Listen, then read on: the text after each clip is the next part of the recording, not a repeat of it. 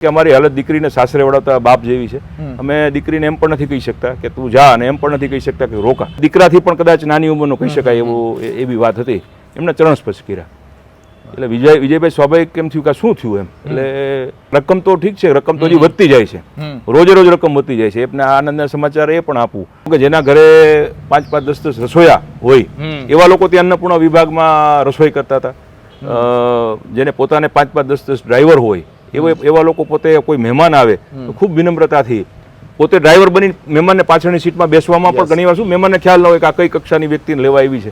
Balaji wafers વાળા પોતે અન્નપૂર્ણા વિભાગમાં એના જે માલિક છે એ પોતે અન્નપૂર્ણા વિભાગમાં હતા, ઘોઘુબા, માધાપર. એટલે એ બધા આવા તો અનેક દાખલાઓ છે. થાય એટલું કરીએ જે શબ્દ છે ને એમ ન હોય, કરીએ એટલું થાય.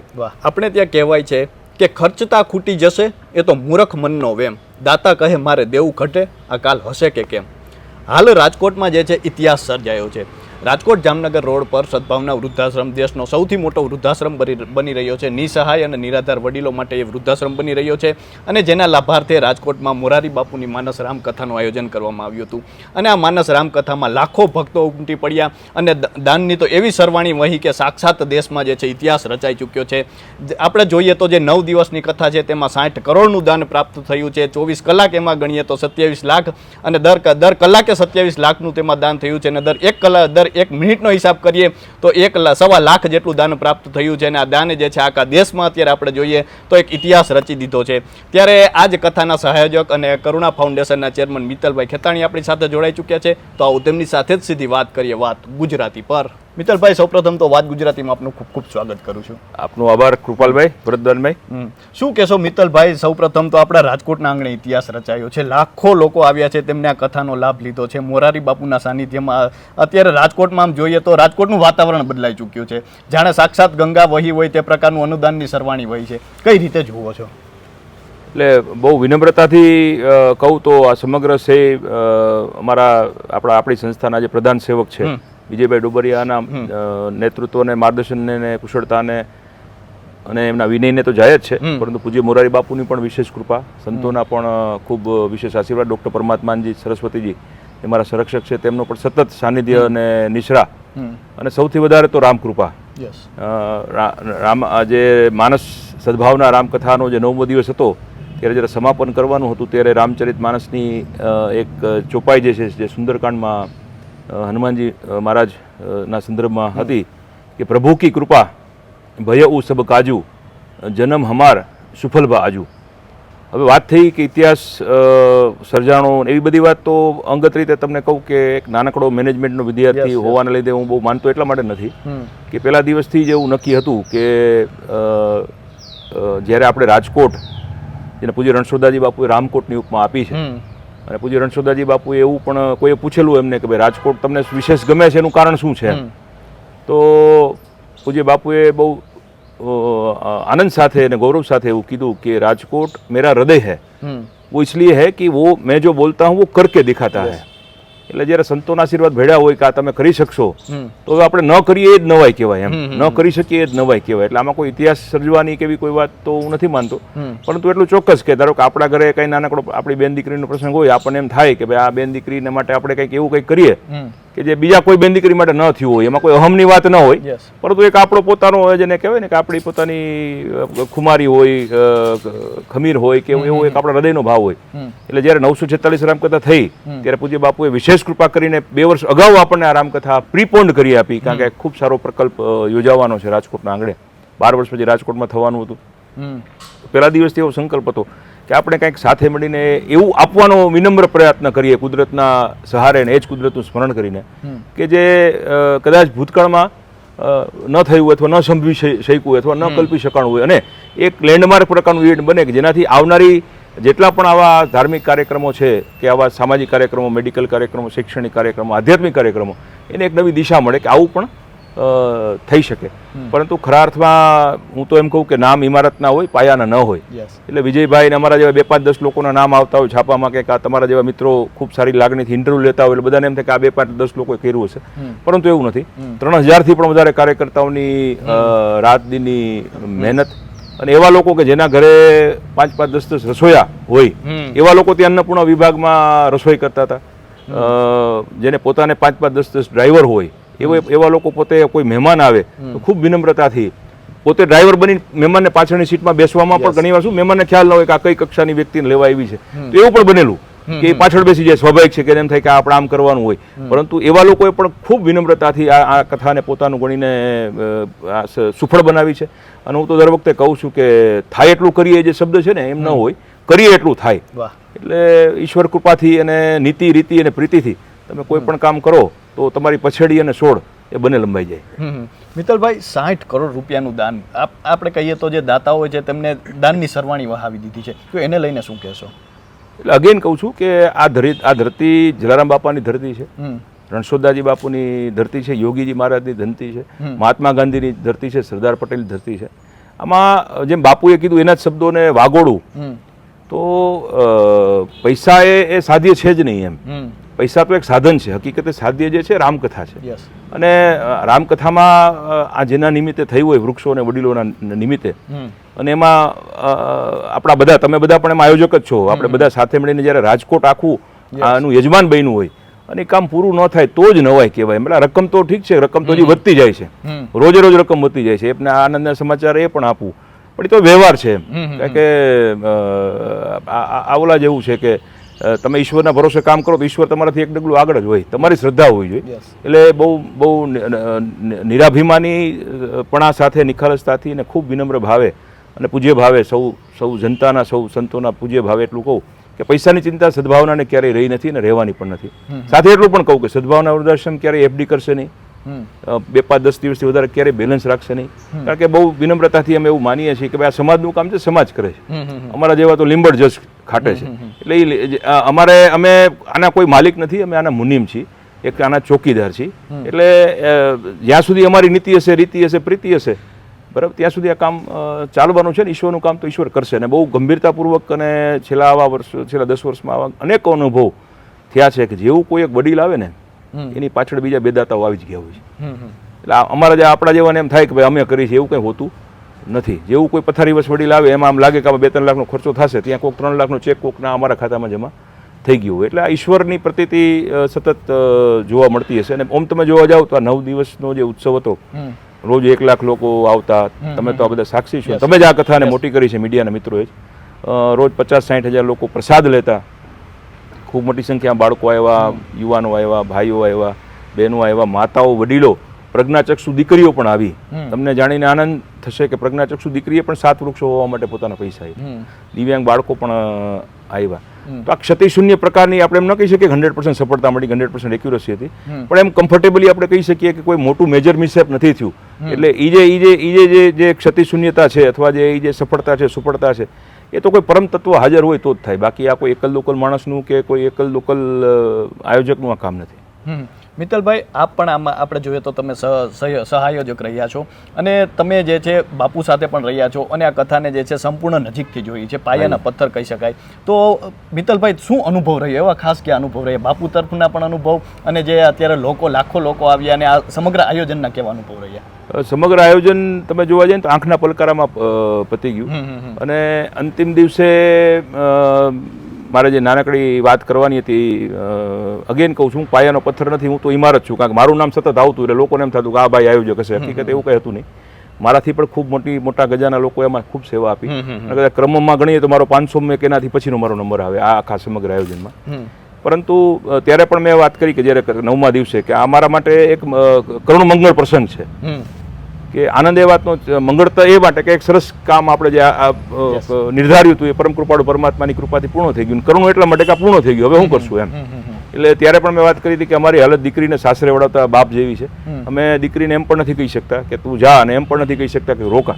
એટલે પૂજ્ય મોરારી બાપુના શ્રી ચરણોમાં વંદન કરી અમે એવા અંદરથી ભાવ વ્યક્ત કર્યો હતો કે અમે આપને એમ પણ નથી કહી શકતા કે તમે જાઓ, અને એમ પણ નથી કહી શકતા કારણ કે તમારા જે આગળના ઘણા આખા વિશ્વનું કલ્યાણ કરવાનો તમારો જે પવિત્ર મનસુબો છે એમાં અમારે અંતરાય ન જ બનવું જોઈએ. એટલે અમે એમ પણ નથી કહેતા કે તમે રોકાવ એમ.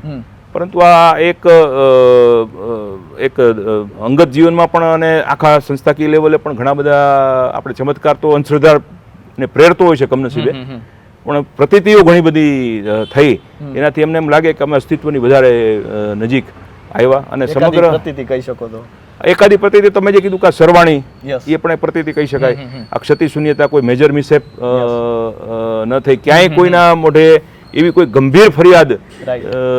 નથી આવી કે જેનાથી કોઈ એવી મોટી આવડા મોટા બનાવમાં તો ચોરી પણ બનતી હોય, ધક્કામુક્કી પણ થતી હોય, અને કમનસીબે છેલ્લા એકાદ વર્ષમાં આવા રાજકોટમાં પણ આવા કમનસીબો બન્યા છે રાજકોટ આજુબાજુમાં. એટલે સૌથી મોટી ચિંતા તો અમને એ પણ હોય. પણ મેં તમને કીધું ને કે એવા માલે તુજાર લોકો, હવે નામ લઉં તો કોના મારા નામ લેવા, છતાં 2-4 લોકોના હું તમને નામ લઈ દઉં જેથી લોકોને ખ્યાલ આવે કે ઓળખતા હોય. બાકી તો બધા લોકો એવા જ હતા. ને હજી તમને કહું કે 1 રૂપિયો આપવાવાળો દાતા પણ એવડો જ મોટો હતો, અને 10 કરોડ આપવાવાળો પણ એ દરેક બાલાજી વેફર્સ વાળા પોતે અન્નપૂર્ણા વિભાગમાં એના જે માલિક છે એ પોતે અન્નપૂર્ણા વિભાગમાં હતા, ઘોઘુભા માધાપર. એટલે એ બધા આવા તો અનેક દાખલાઓ છે. આખા સરકારી તંત્રો, કલેક્ટર સાહેબ પોતે પૂજામાં બેઠા હતા. એક વિશેષ વાત કરું તો મારા માતા છે, એમની સેવા માટે એક વિધવા માતા મેં રાખ્યા છે નોકરીએ, કે એમને કંપની આપે ને કમ્ફર્ટ રહીએ. એ મોટી ઉંમરના માજી છે, વિધવા માજી છે. હવે એમને કણો પકડના ક્યાંય ખબર પડી હશે કે આવું રાજકોટ, હું તમને 2 મહિના પહેલાની વાત કરું છું, કે રાજકોટમાં આવી કંઈ કોઈ કથા કરે છે ને, તો એણે સ્વાભાવિક મારા ધર્મપત્નીને પૂછ્યું કે આમાં આપણે જવું હોય તો, કારણ કે એને એ પણ ચિંતા હતી કે આનો કંઈ પાસ હશે કે શું હશે અમારા જેવા. એટલે એ પોતાની જાતને નાના સમજતા હતા કે અમારા જેવા નાના માણસને કોઈ આવવા દઈએ ન આવવા દઈએ.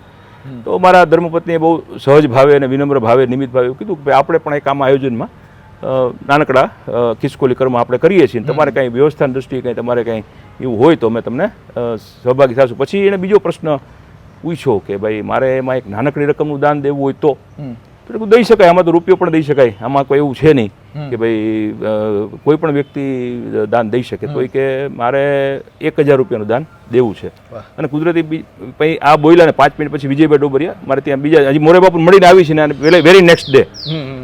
તો પછી મારા વાઈફે કીધું કે આ જે છે ભાઈ વિજયભાઈ ડોબરિયા મુખ્ય આયોજક છે, અને એના નેતૃત્વમાં જ રાજકોટના 3-4 હજાર લોકો આ કામ કરવાના છે, અને આખું રાજકોટ આમાં યજમાન બનવાનું છે. તો આપ બિલીવ નહીં કરો, એ માતાએ લગભગ સમજો ને 70 વર્ષના કે 75 વર્ષની એમની ઉંમર હશે, વિધવા માતા ગંગા સ્વરૂપ. એમણે વિજયભાઈ કે જેની ઉંમર 44 વર્ષની કે 42 વર્ષની, એટલે દીકરાથી પણ કદાચ નાની ઉંમરનો કહી શકાય એવી વાત હતી, એમણે ચરણ સ્પર્શ કર્યા. એટલે વિજયભાઈ સ્વાભાવિક કેમ થયું કે શું થયું એમ. એટલે પછી કીધું જે રામકથા કરતી હોય ને કરતા હોય એ આયોજકને અમારે વંદના કરવી જોઈએ. આટલો બધો પૂજ્ય ભાવ આ રાજકોટની જનતાનો કોઈ ઓળખાણ પણ નહોતી વિજયભાઈને, એવો કોઈ પરિચય પણ નહોતો. અને પછી 1000 રૂપિયા પણ પાછો જ એક ભેટ તરીકે એમણે અર્પણ કર્યા.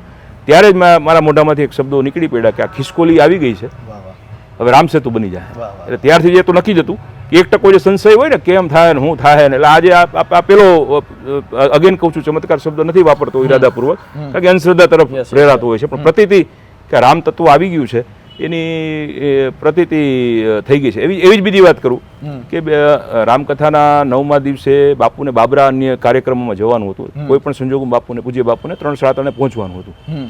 પરંતુ અમે એક વિનંતી કરી હતી, આગલા દિવસે મંચ પર પણ કરી હતી, મળવા પણ ગયા હતા, અને એક વિનંતી કરી હતી કે રવિવારનો દિવસ છે, અંતિમ દિવસ છે, સ્વાભાવિક બધા તલપાપડ હોય કે અંતિમ દિવસે તો આપણે જવું જ છે. તો રવિવારે અમારી ધારણા કરતાં 1.5-2 ગણી પબ્લિક આવશે એવી અમારી અને એક બાજુ આનંદ પણ હતો કે ભાઈ વધારે લોકો લાભ લેશે એમ, અને બીજી બાજુ ચિંતા પણ હતી કે ભાઈ 8 દિવસ ભગવાન દયાથી પૂર્ણ થઈ ગયા, છેલ્લા દિવસે કંઈ ધક્કામુક્કી થાય તો શું કરીએ એમ. બીજું વ્યવસ્થામાં પણ ન પહોંચી શકાય, એકી સાથે 50-60 હજાર લોકો જમવા આવે તો શું થાય એમ. એટલે અમે એવું તો કર્યું કે રસોડું વહેલું ચાલુ કરી દીધું, પણ સ્વાભાવિક છે બધાને ભૂખ લઈને 12-1 વાગ્યા પછી લાગતી હોય, એટલે ધીમે ધીમે થાય. એટલે અનેક વાર એનાઉન્સ બધું કરી, આ કર્યું તો કર્યું, પણ બાપુને એ દિવસે 12 વાગે જનરલી પૂર્ણાવતી વહેલી પૂરી થઈ જતી હોય અંતિમ દિવસે. તો પૂજ્ય બાપુ લગભગ 2 કલાક સુધી વધારે એક્સટેન્ડ કર્યું, અને બાપુ પોતે પણ બોલ્યા કે ભાઈ આ અંતિમ દિવસ છે આપણે બધા, અને રાજકોટને ખરેખર રંગ છે કે અમારી જે અપીલ હતી કે ભાઈ આપણે રાજકોટ છીએ, આપણે યજમાન છીએ, તો આપણે ઘરે કોઈક જમવા આવ્યું હોય તો પહેલા એને જમાડવાના હોય, પછી આપણે જમવાનું હોય. અને રાજકોટે એ અપીલ માન્ય રાખી, અને અમે જોયું કે ભાઈ મોટાભાગના લોકો બપોરે 3 વાગ્યા પછી સાવ જે આખા બધા બહારગામના નીકળી ગયા, એમાં નાનો મંડપવાળો નીકળી ગયો, કોઈ એવો કારીગર નીકળી ગયો, બહારના બધા દેશ વિદેશના તમામ લોકો નીકળી ગયા. પછી જે રાજકોટના યુવાન ભાઈ બહેનો, માતાઓ, દીકરીઓ પછી બધાએ પ્રસાદ લીધો, અને અભૂતપૂર્વ સહકાર રાજકોટ આપ્યો. મિત્તલભાઈ, આપણે જોઈએ તો જે આ કથા થઈ હતી તેના જે પાયામાં કહી શકે કે દીવાની વાટ છે તે એ છે કે વૃદ્ધોને વૃક્ષો માટે કથા થઈ હતી. તો વૃક્ષોને લઈને શું કહેશો, કેટલા વૃક્ષો વવાણા છે? થોડી ડિટેલમાં આપણે વૃક્ષો અંગે વાત કરું કે સ્વાભાવિક તમને મને એમ થાય કે આપણે હોસ્પિટલ બનાવી છે, તમને મને એમ થાય આપણે મંદિર બનાવવું છે, તમને મને એમ થાય કે એક અન્નક્ષેત્ર બનાવવું છે. આ 3 બેઝિક આપણા સેવા ક્ષેત્રમાં કંઈક કરવું હોય તો આપણું એક સ્વપ્ન હોય કે આપણે આપણા બાપ દાદાના નામે અથવા આપણા બાળકોનો જન્મદિવસ આવતો હોય તો આ કામ કરવું જોઈએ. તો મને એવું કહેવા દો કે મંદિર તો જ્યાં વૃક્ષો તો પોતે દેવતા છે, ત્યાં બધા દેવતાઓનો વાસ છે, તો તમે એક વૃક્ષ વાવો એટલે મંદિર બની ગયું. વાત રહી હોસ્પિટલની, તો વૃક્ષો જે લીમડો છે, પીપળો છે, આમળા છે, કે આ ઉમરો છે, વડલો છે, એ બધા વૃક્ષોમાંના પર્ણમાંથી અનેક પ્રકારની ઔષધિઓ બને છે, તો એક તમારી હોસ્પિટલ બની ગઈ. બીજું કે 200, 300, 400 વર્ષનું આયુષ્ય દેતા હોય છે, ઓક્સિજન આપતા હોય છે. વાત રહી અન્ન ક્ષેત્રની, તમને એમ થાય કે મારે રોજ હજારો લાખો લોકોને આપણે કેમ પૂજ્ય જલારામ બાપા જમાડતા, એમ મને પણ જલારામ બાપાની પ્રેરણાથી એક નાનકડો એમના એક સેવક તરીકે મને પણ એવી ભાવના થાય હું પણ કંઈક આવું પૂજ્ય બાપાના પગલે પગલે ચાલીને કરું, હું પણ અન્ન ક્ષેત્ર કરું. તો તમે એક વૃક્ષ સરસ મજાનું વાવી દો, ઉમરો વાવી દો. આપણા શાસ્ત્રમાં પણ કહેવામાં આવ્યું છે 72 પેઢીનું કલ્યાણ તમારા થાય, કે એટલા ટેટાઓ એમાં હોય કે હજારો લાખો નાના જીવ અને એવા કરોડો જીવ કે જે આપણે જોઈ નથી શકતા, એમાંનું રોટી કપડા મકાન એનું પોષણ થઈ જાય. તો હોસ્પિટલ બનાવવી હોય, મંદિર બનાવવું હોય, કે નક્ષત્ર બનાવવું, તમે એક વૃક્ષ વાવી દો એટલે એ તમામ કામ તમારા થઈ જાય છે. અને હું તો એમ કહું કે ભાઈ આપણે વૃક્ષો બચાવવાની જરૂર નથી, તમારે બચવું હોય છે, તમારે મારે બચવું હોય છે તો વૃક્ષને બચાવો. હવે સિચ્યુએશન કોરોના 2 પછી આપણને બધાને ખબર પડી ગઈ કે આટલી વાર લાગે, ઓક્સિજન ન મળે એટલે આટલી વાર લાગે. હવે એવું કોરોના 3 ન લેવું હોય કે આવા જે નામ પણ ન આવડે એવા વાયરસનો સામનો ખરા અર્થમાં તાકાતથી કરવો હોય તો વૃક્ષને આપણે બચાવશું તો આપણે બચશું. હવે વાત રહી એક પ્રતિકાત્મક રીતે કે ભારતમાં લગભગ 142 કરોડ વસ્તી છે, તો 151 કરોડ વૃક્ષો વાવી અંગત રીતે આપણે એવું બધા માનીએ છીએ, સાયન્સ આપણે સાબિત કરી દીધું છે કે વૃક્ષોમાં જીવન છે. આમ તમે નંબર ગણો ને, આઝાદી પછી સરકારે વાવેલા, સંસ્થાઓ વાવેલા, તો અબજોના વૃક્ષો વાવેલા છે, પરંતુ ક્યાંય તમને જોવા મળતા નથી, કારણ કે વાવે પછીનો કોઈ ઉછેર થતો નથી. સદભાવના વૃદ્ધાશ્રમ વિજયભાઈ ડોબરિયા અને સમગ્ર ટીમે ડે 1 થી નક્કી કર્યું હતું કે 5 વૃક્ષ, 50 વૃક્ષ કે 5 લાખ વૃક્ષ ઓછા વાવીશું, પણ ઉછેર ન થાય, જ્યાં સુધી મોટા ન થઈ જાય ત્યાં સુધી એને મૂકવાના નહીં. તો એક વૃક્ષ વાવી 4 વર્ષ સુધી તેનો ઉછેરની કમ્પ્લીટ ગેરંટી સાથે દર અઠવાડિયે 2 વાર એને પાણી પાવામાં આવે, ખાતર નાખવામાં આવે, તેમાં દાતાની નેમ પ્લેટ લગાડવામાં આવે, દર 3 મહિને જે વૃક્ષ જે વાવ્યું એને ડોનરને એનું રિપોર્ટિંગ પણ મોકલવામાં આવે જીઓ લોકેશન સાથે. અને 4 વર્ષ પછી જેને કહેવાય કે આપણે કેમ દીકરીને સોંપીએ, એમાં આ દાતાને સોંપી કે આ તમારું વૃક્ષ છે, હવે અમે છૂટા. ત્યાં કારણ વૃક્ષ પણ કુદરતના ખોળે એવડું મોટું થઈ ગયું હોય કે એ પણ 200-300 વર્ષ સુધી લહેરાવાનું છે. અને વચ્ચે 4 વર્ષ દરમિયાન અનફોર્ચ્યુનેટલી કાંઈ એવું બન્યું કે દુષ્કાળ આવ્યો, કે કોઈ વાવાઝોડું આવ્યું, કે કોઈ ભૂકંપ કે એવું કંઈ કમનસીબ બનાવ બન્યો કુદરતી કે માનવ સર્જિત, તો એનું પણ સંપૂર્ણ રિપ્લેસમેન્ટ, એની પણ ગેરંટી સાથે આ પ્રકારની સ્ટ્રેટેજી સાથે આખા ભારતમાં 150 કરોડ વૃક્ષો વાવવાની આપણી ગણતરી અને ભાવના છે. લગભગ 30 લાખ જેટલા વૃક્ષો તો આપણે વાવી પણ શીખ્યા છીએ. અને જેમ જૈન ધર્મમાં કહેવાય છે કે સેવા કરવી, કરાવી અને કોઈ કરતું એને અનુમોદના આપવી, તો વૃક્ષારોપણની બાબતમાં પણ આપણી સ્ટ્રેટેજી હવે એ જ રહેવાની છે કે વૃક્ષો વાવીશું, કોકને વવડાવીશું, અને કોક વાવતું હોય છે, કેરળમાં કોક આવી સંસ્થા હશે અને કંઈક કોઈ પણ પ્રકારની મદદ જોતી હશે તો એને ધક્કો મારવામાં પડશે, એક સાત્વિક ધક્કો જેને કહેવાય ગંગામાં ધક્કો મારવામાં આપણે નિમિત્ત બનશું. તો આ સાંભળ્યા બાદ તમને પણ તમારા હૃદયમાં પણ જો સદભાવના જાગી હોય વૃક્ષો પ્રત્યેની, પ્રકૃતિ પ્રત્યેની, તો તમે પણ એક વૃક્ષારોપણ જરૂર કરજો. આપણે કહેતા હોઈએ છીએ કે સમાજમાં સજ્જનતા સમાપ્ત થઈ ગઈ છે, પરંતુ કદાચ આ વાત સાંભળીને તમારા પણ રૂવાડા ઊભા થઈ ગયા હશે કે એક નાની ખિસકોલીએ જે રીતે રામસેતુમાં મદદ કરી હતી એવું રાજકોટમાં પણ આપણને જોવા મળ્યું છે. બીજું શું કહેશું મિત્તલભાઈ, તમે બાપુનું સાનિધ્ય કેવું રહ્યું, બાપુની દિનચર્યા કેવી, લોકો કારણ કે લોકો જે છે બાપુને આપણે જોયું તો ખૂબ સરસ સાંભળ્યા છે 9 દિવસ, તો બાપુનું સાનિધ્ય કેવું રહ્યું, બાપુની દિનચર્યા શું હતી, એના વિશે થોડું જાણવું છે. પહેલા તો આપણે જે વાત કરી કે સજ્જનતા ઓછી થઈ ગઈ, હું અંગત રીતે એવું માનું છું કે સજ્જનતા જરાય ઓછી નથી થઈ. મને તમે અંગત રીતે પૂછો તો કદાચ નાના મોઢે મોટી વાત લાગે, પરંતુ ખરેખર સજ્જનો ખૂબ મોટા પ્રમાણમાં, દુર્જનો જ બહુ ઓછા છે, પરંતુ કઠણાઈ એક જ છે અને કમનસીબી એક જ છે. મને તમે પૂછો તો હું બહુ ગંભીરતાપૂર્વક એવું કહું કે કૌરવો 100 છે, સોરી કૌરવો 5 જ છે, પાંડવો 100 છે, પરંતુ પાંડવને પહેલા તો ખબર નથી કે હું પાંડવ છું, બીજું પાંડવની ખબર નથી કે મારે પાંડવ કર્મ કરવાનું છે, અને ત્રીજી કમનસીબી એ છે કે પાંડવો એકબીજા સાથે કનેક્ટ નથી થતા. એમાં કનેક્ટ નથી થતા, એમાં દરેક કોઈ કનેક્ટ નથી થવું એવું પણ નથી હોતું, પણ કોઈએ કનેક્ટ કરવાનો, આજે જેને કહેવાય પુષ્પોની માળા ગૂંથવી એ કામ સહેલું છે, પણ સાચું કામ એની સુગંધને ગૂંથી લેવાનું છે. એટલે સુગંધને ગૂંથવાનું કામ કમનસીબે કોઈ એવા કૃષ્ણ કોઈ ગોવાળને મોકલે. ધારો કે આ વખતે રાજકોટમાં એવું બન્યું કે વિજય ડોબરિયા ગોવાળ બન્યો, તો એને આખી પુષ્પોને પણ ગૂંથા અને સુગંધને પણ ગૂંથી, તો એક સરસ મજાની માળા થઈ ગઈ. એટલે સજ્જનો તો ખૂબ મોટા પ્રમાણમાં છે. બીજું તમને કહું કે બીજું હું કળિયુગમાં એમ પણ માનું છું કે આ પુણ્ય કરવું ખૂબ સહેલું છે. ધારો કે તમે સુંદરકાંડના પાઠ ન કરી શકી, પણ તમે આવા કોઈ આયોજનો થતા હોય ને અન્નપૂર્ણા વિભાગમાં સેવા આપો તો એ સુંદરકાંડના પાઠની બરોબર ગણાય એવું હું મારા વિનમ્ર અંગત મત મુજબ માનું છું. સેવા કરવી ખરેખર રાજકોટમાં તો ખૂબ સરસ છે. કોઈને પણ સેવા કરવી હોય, બીજા કદાચ સેન્ટરમાં કદાચ અઘરું હશે, કદાચ આવી સંસ્થાઓ નહીં હોય, આવું મીડિયાનો સપોર્ટ પણ નહીં હોય, પરંતુ રાજકોટમાં કંઈ નાની મોટી કોઈને અને હવે તો સોશિયલ મીડિયાના યુગમાં કોઈ સારી પોસ્ટ તમારા જેવા કોઈ સારો આવો ઇન્ટરવ્યૂ લેતા હોય શેર કરવું, એને પણ હું એક રામ નામની માળા જેટલું જ પુણ્ય ગણું છું કે આવું કોઈ સારો ઇન્ટરવ્યૂ હોય કોઈનો બાપુનો હોય કે કોઈ એવા મોટા લેવલના સારા જેનાથી સમાજને કંઈક પ્રેરણા મળતી હોય તો એ શેર કરવું એ પણ પુણ્ય છે. વાત રહી પૂજ્ય મોરારી બાપુનું, હું અંગત રીતે એવું માનું છું કે પૂજ્ય મોરારી બાપુ ના જીવનકાળ દરમિયાન આપણે પણ છીએ એ આપણા બધા માટે પણ એક ગૌરવની વાત છે. સાક્ષાત હનુમાનજી મહારાજની કૃપા એના ઉપર વરસી રહી છે. સૌથી સારી વાત અને સાચી વાત એ છે કે ધર્મ તો બરાબર છે કે ધર્મ પ્રત્યે એની નિષ્ઠા અને પૂજ્ય ભાવ ને બધું હોય જ, રામાયણ ને તો બધું બરાબર જ છે, પરંતુ મેં અગેન આપણે એમ કીધું કે જ્યારે આ કથાનું મોટાભાગનું જે આયોજકોની જે ટીમ હતી, નિમિત્ત આયોજકોની ટીમ, નિમિત્ત સેવકોની ટીમ, મોટાભાગે યુવા માનસિકતાવાળા હતા. એનો બધાને એક જેને કહેવાય ને કે એનો જે ઝુકાવ જે હતો ને એ ધર્મ કરતાં કર્મ ઉપર વધારે હતો. અને એ જ વસ્તુમાં બાપુએ પોતે સામેથી એવું કીધું કે આપણે રામકથા તો કરશું જ એમ, પણ સાથે સાથે વૃક્ષો અને વડીલો માટે. તો આ જે વાત જે છે એ ખરેખર ધારો કે આપણે વાત કરી વૈશ્વિક રામકથા, તો એમને એક વાત કરી આ વૈશ્વિકની ત્રિભુવનીય છે કે ભાઈ લંડનમાં પણ કોઈ વૃક્ષો વાવ્યા, અમેરિકામાં પણ વાવ્યા, કેનેડામાં પણ વાવ્યા, એટલે આ જે ગ્લોબલ વોર્મિંગનો પ્રશ્ન છે એ એડ્રેસ કરવા માટે પૂજ્ય બાપુ, હવે તો દરેક રામકથામાં બાપુ બહુ ખોખારો ખાઈને બોલવાના છે અને પોતાના ફ્લાવર્સને પણ કીધું કે દરેકે 5 વૃક્ષો તો વાવવા જ એમ. એટલે મને એમ લાગે છે કે ધર્મ અને વિજ્ઞાનનો સમન્વય પૂજ્ય બાપુને જોવા મળે છે.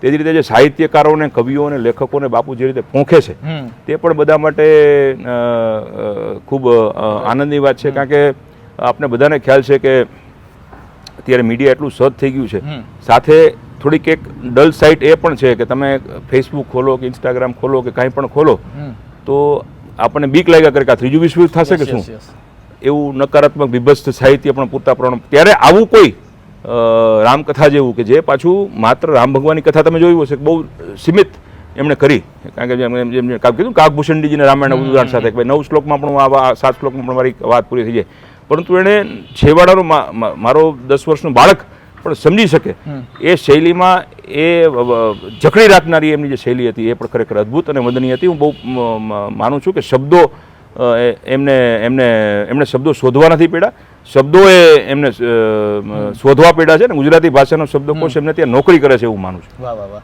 મિત્તલભાઈ, છેલ્લો પ્રશ્ન છે કે શું કહેશો કે તમે આપણે જોયું સમગ્ર જે આયોજન હતું તે દરમિયાન હવે આપણે જોઈએ તો જે કથા છે તે પૂરી થઈ ગઈ છે અને જે આપણે રાજકોટમાં જે જોવા મળ્યું એ કદાચ બીજે ક્યાંય નથી જોવા મળ્યું, એ પ્રકારનું વાતાવરણ જોવા મળ્યું, તો આ સમગ્ર કથા દરમિયાન તમે એક કેવું હોય તો શું કહેશો? એટલે હું તો એવું માનું છું ત્યારે અમે કીધું કે કથા પૂરી નથી થઈ, કથા શરૂ થઈ છે. અને પેલા જે સંકલ્પ આપણો હતો કે કાંઈક એવું કંઈક કરીએ કે જે એમ થાય કે ભાઈ જે આપણે કેમ તમને ખબર હોય તો ફેસબુકમાં દર 2 દિવસે તમને વર્ઝન અપડેટનું આવે કે ભાઈ કોઈ પણ ટેકનોલોજી હોય કે દર કે ભાઈ આપણે આઈફોન લઈ તો આઈફોન 10 આવ્યો ને 11 આવ્યો 12 આવ્યો 13 આવ્યો, એ તો ઠીક છે વિજ્ઞાનની વાત છે, પણ તું હળવી શૈલીમાં અને અગેન મારા વિનમ્ર મત મુજબ હું એમ કહું તો એવા કોઈ પણ આયોજનોમાં પણ અપગ્રેડેશન થવું જોઈએ એમ, અને એ અપગ્રેડેશન સમાજની સેવા માટે થવું જોઈએ. તો હું બહુ વિનમ્રપણે એવું માનું છું કે હવેથી રાજકોટ અથવા કોઈ પણ જગ્યાએ વિશ્વ લેવલે આ પ્રકારના આયોજનો થતા હોય તો આયોજનોમાં ખર્ચો એટલો થતો હોય છે, મહેનત એટલી જ થતી હોય છે, પણ થોડીક વધારે સ્માર્ટનેસ, થોડીક વધારે જેને કહેવાય ને કે યુઝર ફ્રેન્ડલી, ધારો કે આમાં યુઝર ફ્રેન્ડલી અમારા યુઝર કોણ હતા તો કે વૃદ્ધો હતા, વડીલો હતા, વૃક્ષો હતા, તો એને બેનિફિટ થવા માટેની જે થોડી જે કોર્પોરેટ ગવર્નન્સના સિદ્ધાંતોને પણ આપણે અમલ કરવાનો, આમાં મેનેજમેન્ટના સિદ્ધાંતોનો અમલ કરવાનો આપણે વિનમ્ર પ્રયત્ન કર્યો હતો. તો જેને કહેવાય વડીલોનો અનુભવ અને યુવાનોની ઉર્જા અને બાળકોની તત્પરતા આ બધાનું સુલભ અને સુભગ સમન્વય થાય અને જે લોકશાહીના જે 4 પાયા છે, 4 પાયાઓનો સહકાર હકારાત્મક રીતે લેવામાં આવે તો એક ખૂબ સુંદર કામ થઈ શકે.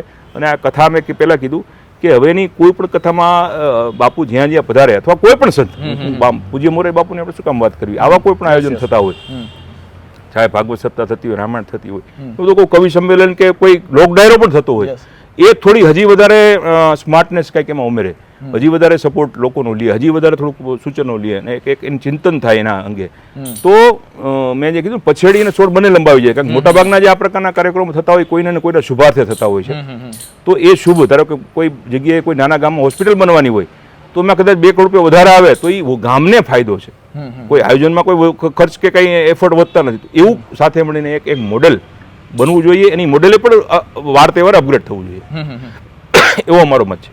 મિત્તલભાઈ, અમારી સાથે જોડાવા બદલ ખૂબ ખૂબ આભાર. આપનો પણ ખૂબ ખૂબ આભાર. તો આ હતા કર્ણાવા ફાઉન્ડેશનના ચેરમેન અને જે આ સદભાવના વૃદ્ધાશ્રમના જે લાભાર્થી મોરારી બાપુની રામકથા થઈ હતી તેમાં સહાયોજક એવા મિત્તલભાઈ ખેતાણી, અને તેમને જે રીતે વાત કરી કે હાલમાં જે રાજકોટમાં કથા જોવા મળી તેમાં અનેક પ્રકારે સજ્જનોની સક્રિયતા જોવા મળી છે અને આ ભૂમિ આપણી કાયમ ઉજળી છે, કારણ કે અહીં આવા જે સરવાણી છે, દાનની સરવાણી તે કાયમ વહેતી રહી છે. તો અત્યારે બસ આટલું જ. ફરી મળતા રહીશું વાત ગુજરાતી પર.